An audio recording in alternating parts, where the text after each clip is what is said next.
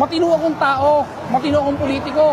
Hindi ako tarantado at walang hiyang congressman para magpa-ghost project sa distrito ko. Na walang ghost project. Hindi mangyayari yan. Kapag may ghost project sa bayan ng Piñaranda, magre-resign ako, di na ako mumulitika habang buhay. Kung may flood control plus ghost project plus congressman. Yun ang dating sa buong Pilipinas ngayon eh.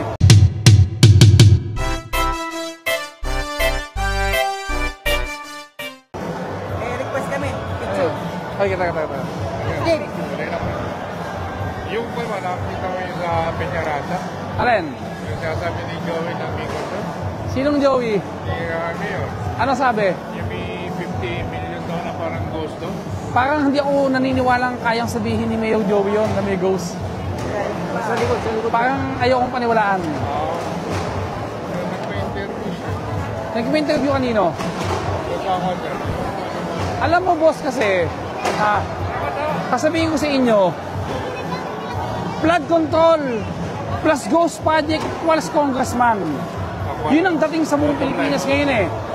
Ang bottom line nun, flood control plus ghost project plus congressman. Matino akong tao, matino akong politiko.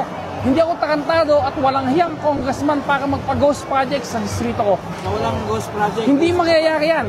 Kapag may ghost project sa bayan ng Piñaranda, magre-resign ako, di na ako mumulitika habang buhay. Papuputol ko pa yung leg ko. Pero ang nangyari yata, parang binigyan siya ng notice na Baby Barakil ang pangalan ng contractor.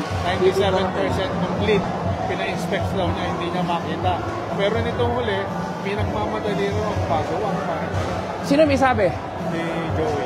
Sinong Joey? Ni Ramos, Mayor Joey. Parang ayokong maniwalang sasabihin ni Mayor Joey yun. Parang napaka-imposible.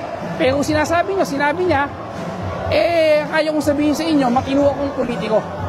Hindi ako walang hiyang congressman para magkaroon ng ghost project sa distrito ko. Hindi mangyayari yan. Pag may ghost project sa 4th District, magre-resign ako, papuputol ko pa leeg ko. Ganun kasimple yun.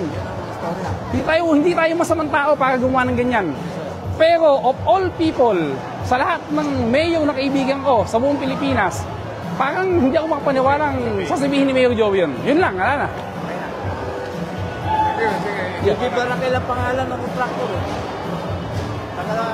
Alam mo, ang ghost project siguro pwede. Yung maliit, pero yung ubod ng laki na yun. Baka matanggap ko pa kung substandard o wala sa ayos o late. Pero yung ghost project, wala po mangyari.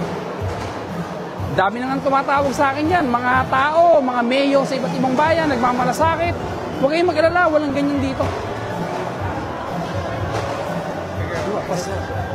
Sa akin.